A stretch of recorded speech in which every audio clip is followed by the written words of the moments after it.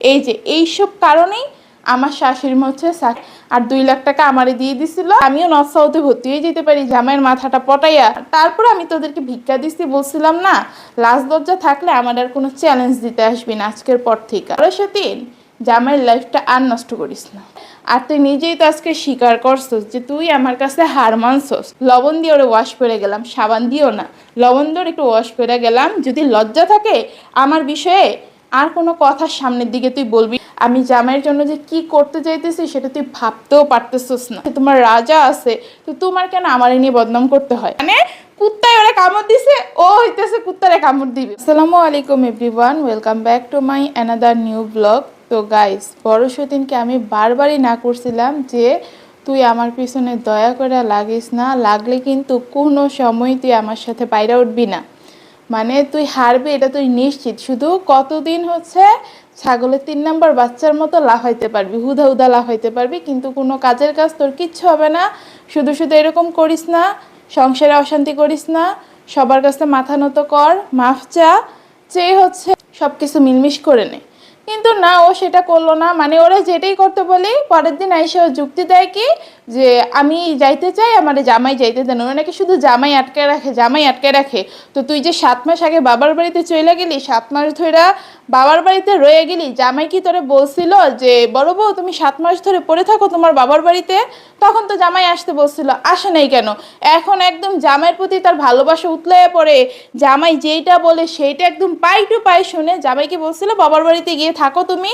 জামাই কি ওরে হচ্ছে থাকার জন্য হাত পায়ে ধরে কান্নাকাটি করছে, সবার পায়ে পড়ছে যে আমি যা করছে ও কষ্ট পাইলে পাইছে, সবার কাছে মাফ চাইছে, তোর কাছে মাফ চাইছে, কান্নাকাটি করছে পা ধরে যে তুমি তোমার বাবার বাড়িতে পড়ে থাকো? এই জন্য মানে তখন তার স্বামী ভক্তি ছিল না, এখন আইসা আমার উপরে হিংসা করে আজাইরা জামাইয়ের প্রতি স্বামী ভক্তি দেখায়। তো এই সব দিয়ে তোর নাটক সবাই এখন বুঝা গেছে। আর তুই নিজেই তো আজকে স্বীকার করছস যে তুই আমার কাছে হার মানছস। তো তুই তো শুধু একটা দিক দিয়ে হার মানছস, মানে তুই যে কত দিক দিয়ে হেরে গেছস তুই মনে হয় নিজেও জানোস না। তুই যে আমারে কত চ্যালেঞ্জ দিছিলি, মানে সেই চ্যালেঞ্জ তো তোর মানে দেওয়ার আগে তুই হেরে আসছস। কিন্তু ওই যে কি কারণে যে তুই কি করস আমি আসলে বুঝি না। ও আমার চ্যালেঞ্জ দিছিল কত দিক দিয়া, মানে তুই সব দিক দিয়ে হেরে গেছিস, সব দিক দিয়ে। জামাইয়ের পড়াশোনাটা এত কষ্ট করে যে ভার্সিটি পর্যন্ত আমি নিছি, সেটার কোনো মূল্যই তুই রাখলি না। এতদিন অনেক ক্রেডিট নিছিস, বাবার বাড়িতে থাইকা তো জামাইয়ের পড়াশোনাটা নষ্ট করতে চাইছিলি, সেটা তো পারস নাই। এখন আসছিলি যে যেহেতু ভর্তি হয়েই গেছে একটু ক্রেডিট নেই, ক্রেডিটে যদি আমিও নর্থ সাউথে ভর্তি হয়ে যেতে পারি জামাইয়ের মাথাটা পটাইয়া। শাশুড়ি তো আসেই দেখার জন্য, কিন্তু আসার পরে তো দেখলি আই হায় শাশুড়ি তো এখন আমারে করে অনেক, তোরে তো এখন আর দেখতে পারে না। তোরে দেখতে না পারার পিছনে বহুত কারণ আছে, বহুত কারণ আছে। তুই 7টা মাস ধরে বাবার বাড়িতে থাইকা বহুত জ্বালাইছস, বহুত। মানে যাওয়ার পরে তো যা তা আচরণ করছে, কারোর সাথে যোগাযোগ নাই, কেউ ফোন দিলে ফোন ধরে না, ফোন নাম্বার চেঞ্জ করে ফেলে। জামাই নিজের মুখেও কিন্তু স্বীকার করছিল যে ওদের আগের যে সিমগুলো ছিল, ওর মা তারপরে বোন টোন বাবা যে আগে হচ্ছে ফোন দিত, সেই সিমগুলোতে ফোন দিছে কিন্তু রিচ করতে পারে না, সিমগুলো হচ্ছে চেঞ্জ করে ফেলছে। পরবর্তীতে বড় সতীনে যখন মনে হয়েছে তখন ও নিজ থেকেই হচ্ছে যোগাযোগ করছে কয়েকদিন পরে গিয়ে। তো ও কারোর সাথে যোগাযোগ করে নাই, ওর কি কি সমস্যা সেটা কাউকে জানায় নাই, কিছু করে নাই। না কইরা ও নিজের মতো সব কিছু করছে। তো তখন আমার শাশুড়ি শ্বশুর মুরব্বী মানুষ, তাদেরকে কতজনের কাছে কত কথা শুনতে হয়েছে। আমার শাশুড়ি তো বাইরে চাকরি করে, 10 জন 10 কথা বলে নাই। তো এটা নিয়ে কি সে অসম্মান বোধ করে নাই? সে হচ্ছে সবচেয়ে সিনিয়র, তো সেই মানুষটার কি অসম্মান হয় নাই? তো এটা নিয়ে ওর উপরে বিন্দুমাত্র রাগ থাকা উচিত না? আপনারাই বলেন। তো ওইটা নিয়ে একটা রাগ আছে। তারপরে তার ছেলের সাথে যা যা করছে জামাইয়ের সাথে আজ পর্যন্ত, এত বড় অসম্মানী কোন মানে কিসের ঘাটতির কারণে গিয়ে আমার জামাই হচ্ছে বড় বউয়ের জন্য এত কিছু করবে? তারপরে করছে ভালো কথা, ভালোবাসার মানুষের জন্য করছে, কিন্তু করার পরও যে বড় সতীন সেইটার একানা মূল্য দিল না, সেটা কি তার কষ্ট লাগে নাই? সেটা থেকে কি বড় সতীনের প্রতি একটা রাগ জন্মানোর কথা না? সবচেয়ে বড় রাখতো শাশুড়ি মায়ের এখানে। তারপরে কি হইলো, ও আসলো, আসার পরে কারোর কাছে মাথা নত তো করে না ও মানে আমার পিছনে বদনাম করতেই লেগে থাকবে, বদনাম করার জন্যই লেগে থাকবে। কেন ভাই, আমি তো খারাপ এই কারণে আমি বদনাম করি, আমার জামাই আমার কাছে থাকে না, আমি কি করবো, আমি তো আজাইরা মানুষ, এই জন্য আমি বদনাম করি। তোমার কাছে তো তোমার জামাই থাকে, তুমি তো জামাইয়ের ভালোবাসা একদম আদরে সুহাগে একদম সোনায় সুহাগা হইয়া বসে আছো, তো তুমি কেন আমার নামে বদনাম করবা? তুমি একটা সুন্দর হাসি খুশি হচ্ছে তোমার ব্লগে হচ্ছে সেই জিনিসগুলো ধরে নিবা যে তোমার একটা হাসি খুশি ফ্যামিলি আছে, তোমার জামাইয়ের ভালোবাসা আছে, তুমি তো নিজেকে নিজে কুইন দাবি করো, তোমার রাজা আছে, তো তোমার কেন আমার নিয়ে বদনাম করতে হয়?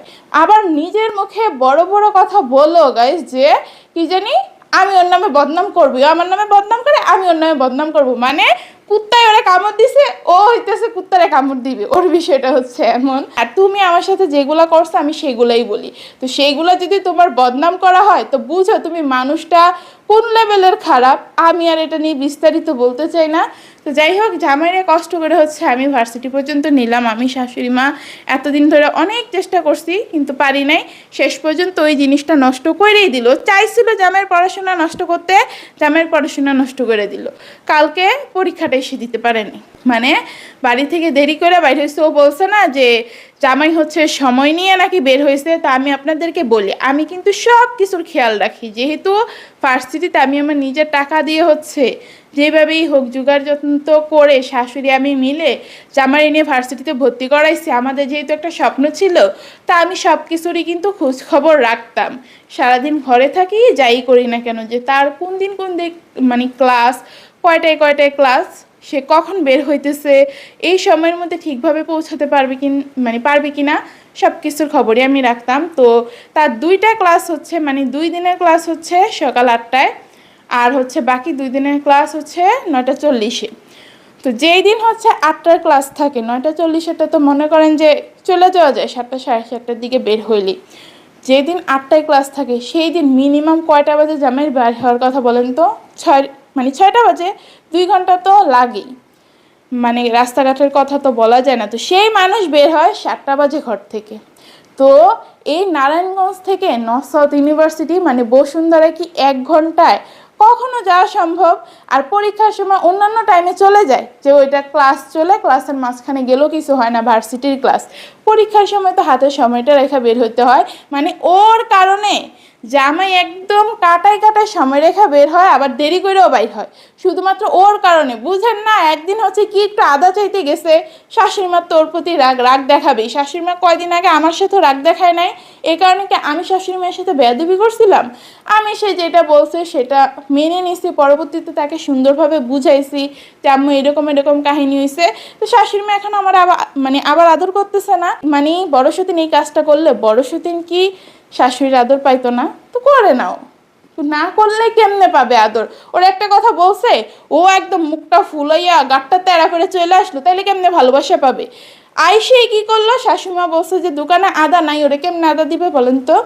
তো আয়সা পড়ছে, আয়সা হচ্ছে সাথে সাথে জামাইরে ফোন লাগাইছে, জামাই ক্লাসে বসা জামাইরে ফোন লাগাইছে, ফোন লাগাই বলতেছে কি তুমি তাড়াতাড়ি আদা রসুন নিয়ে আসো, চিনি নিয়ে আসো, ঘরে নাই। তো জামাই এইরকম যদি সব সময় করে, সে কেমনে মাথা ঠান্ডাভাবে থাকবে বলেন তো? শুধুমাত্র আজকে এই মা ছেলের সম্পর্ক নষ্ট হওয়ার পিছনে, জামাইয়ের কেরিয়ারটা নষ্ট হওয়ার পিছনে শুধুমাত্র দায়ী বড় সতীন।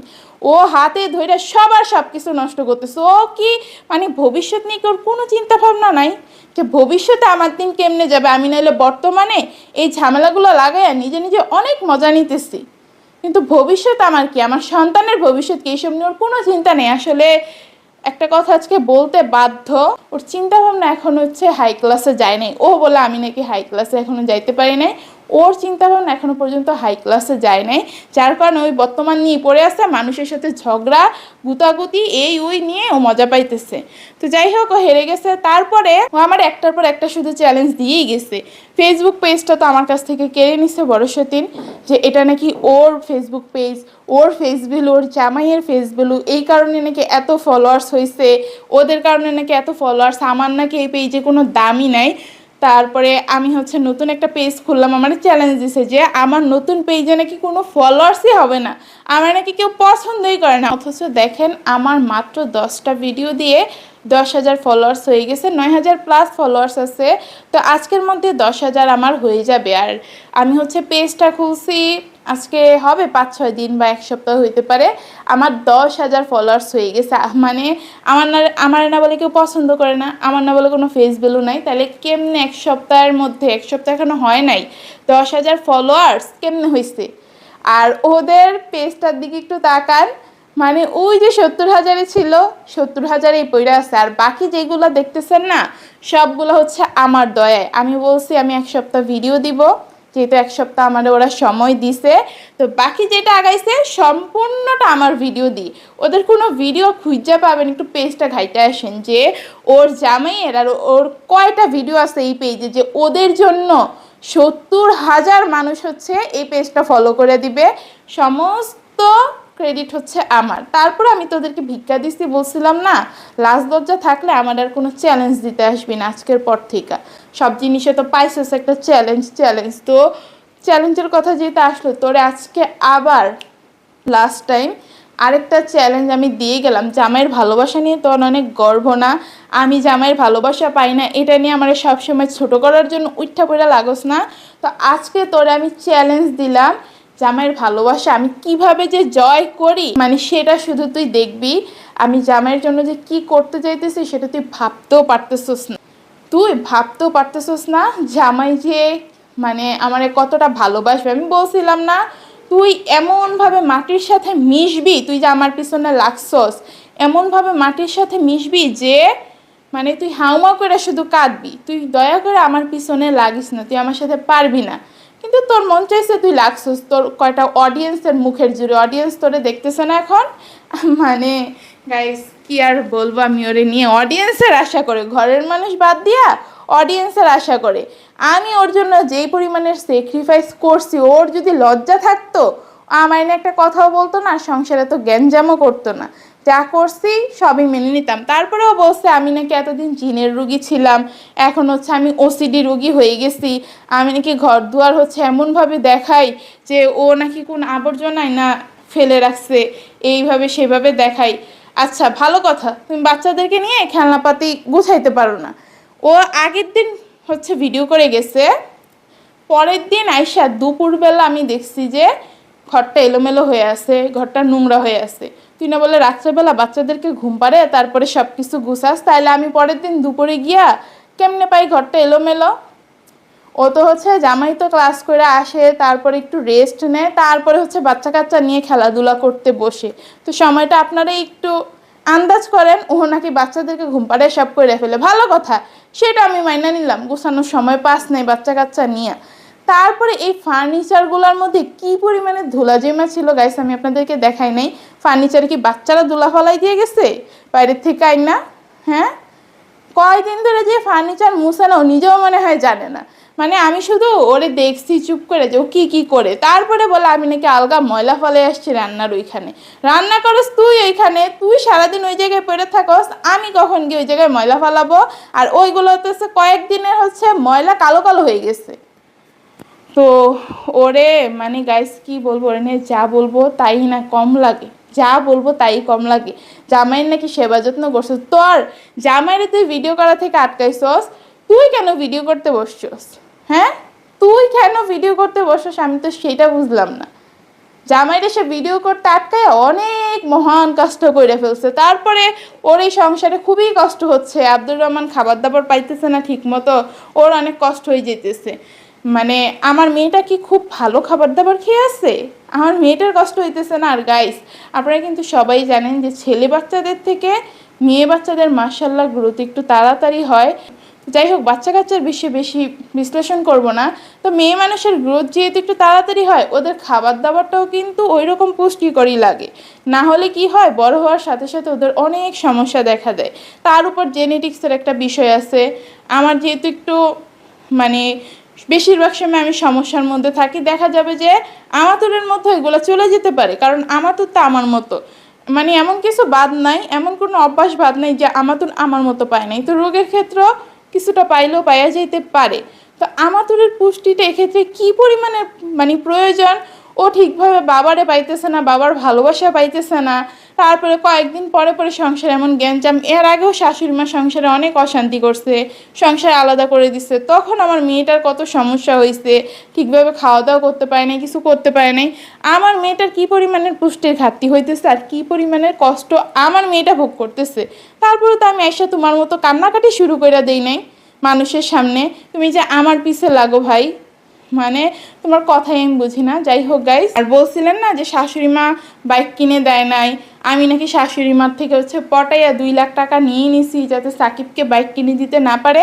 এই যে এইসব কারণেই আমার শাশুড়ি মা সাকিবরে বাইক কিনে দেওয়ার জন্য আগায় নেয়, আর 2 লাখ টাকা আমারে দিয়ে দিছিল আমি যাতে সব কিছু আমার মন মতো করি। তারপরে বিয়ের পর থেকেই আমি কোনো কিছু সেই রকমভাবে পাইনি, সব জিনিস চিন্তা ভাবনা করেই আমার শাশুড়ি আমার হাতে 2 লাখ টাকা উঠাই দিছিল। বাইকের ক্ষেত্রে আমি আগের দিনই বলছি যে অনেক রিস্ক, অনেক রিস্ক। তো জামাই অটোর মধ্যেই ভাই তাড়াহুড়া করতে গিয়ে অটোর থেকে উল্টে পড়ে যায়। আর বুঝেন বাইক হইলে অবস্থাটা ঠিক কি হইতো। আর অনেকে এটা নিয়ে হাসাহাসি করছেন যে কি জানি সাকিব তো গাড়ি চালাচ্ছিল, এই কারণে সাকিব তাড়াহুড়ো করতে গিয়ে গাড়িটা উল্টে গেছে। ভাই আপনারাও না বড়শদিন যেমন মাথা খারাপ, বড়শদিন পাইছো এরকম কয়েকটা অডিয়েন্স। মানে অটো চালাইতে হবে কেন ভাই একটা অ্যাক্সিডেন্ট হওয়ার জন্য? তাড়াহুড়ার মাঝখানে কত দুর্ঘটনা যে প্রতিনিয়ত ঘটতেছে আপনাদের কোনো আন্দাজ আছে? না ঘরে থেকে 2-4টা ব্লগ দেখেন, মানুষের কমেন্ট বক্সে গিয়ে মানে নিজেদের অ্যালার্জিগুলো দেখান, এটাতেই আপনাদের দুনিয়া শেষ হয়ে যাইতেছে। তাড়াহুড়ার কারণে প্রতিদিন কি পরিমাণে দুর্ঘটনা ঘটতেছে আপনাদের আন্দাজও নাই। তো জামাই ওই এরকম মানে তাড়াহুড়া করে কতক্ষণে ঘরে আসবে, তার বড় বড় নাকি কি করে ফেলে, তার উপর বড় সতীনের ফোন তো আসেই, তাড়াতাড়ি আসো তাড়াতাড়ি আসো, আমার এইটা করে ফেলে, আমার ওইটা করে ফেলে, এখান থেকে কেউ ওরে কিছুই করে না। তো ও এরকম করে বাইক কিনে দিলে এরকম কিছুই একটা হইতো। তো যার কারণে মানে শাশুড়ি দেয় নাই বাইক কিনে, তারপরে সেমিস্টার ফিটেও দেয়নি। খুব ভালোভাবে শাশুড়ি আগে থেকে আন্দাজ করতে পারছিল যে বড় সতীন যেহেতু আগেই চাইনি যে আমি পড়াশোনা করো, ভার্সিটিতে কষ্ট করে আমরা ভর্তি করে আনছি ঠিকই, ও পড়াশোনাটা জামাইরে কখনোই কন্টিনিউ করতে দিবে না। আর জামাই যে এই যে মানে পরীক্ষাটা দিতে পারে নাই, তারপরে যে আরও 2-3টা পরীক্ষা গেছে তার আগে, ওইগুলাতেও মানে দিছে নাকি সন্দেহ আছে, আর পাশ করবে নাকি তাও সন্দেহ আছে। এত ঝামেলার মধ্যে তার পড়াশোনা কইরা তেমন ভালো কিছু সে করতে পারবে না, জানা কথা।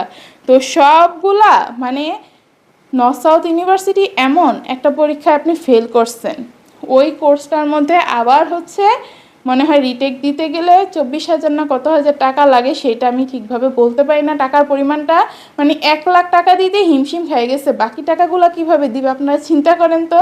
তো বড় সতীন জামাইয়ের লাইফটা আর নষ্ট করিস না, তোরে বারবার বলতেছি জামাইয়ের লাইফটা আর নষ্ট করিস না, তুই পারবিও না। কয়েকদিন পরে তো আমার জামাই আমারই হবে, আমি তখন আবার আমার জামাইকে গইরা নিব, সেটা শুধু তুই দেখবি। আর তোরে বলছিলাম না যে তুই যে তোর হাল অবস্থা কী হবে জামাই আমারে ভালোবাসতেছে সেটা দেখে, তুই যে কীভাবে কান্নাকাটি করস কী করস, আবার তুই কী করে বসিস তুই নিজেও জানোস না। জামাই আমার 1 মাস ভালোবাসছে, সেটা সহ্য করতে না পারি তুই বাবার বাড়িতে দৌড়াইছস, আর জামাই আমার আবার ভালোবাসতেছে এত ঝামেলার পরও সেটা দেখার পরে তোর কি হইতে পারে সেটা মনে হইলে আমার জাস্ট হাসি পাইতেছে, বুঝছস? মানে ও এখন কথা ঘুরায়, আমি আমি ভালো থাকার জন্য সংসার ছেড়ে চলে গেছে। এই যে আসার পরে দেখতেছেন না আমার কত ভালোটাও চাইতেছে, ভালো চাওয়ার জন্য তো বদনাম করতেছে, জামাইরা আমার কাছ থেকে কায়রা নিয়ে রাখছে। এই ওর নমুনা আমারে ভালো রাখার। কত ভালো যে তুমি আমারে 5 বছর ধরে রাখছো, 5টা বছর ধরে তুমি আমারে এমনি দিনের পর দিন জ্বালাইতেছো, তোমার জ্বালানি তো আর সহ্য করবো না।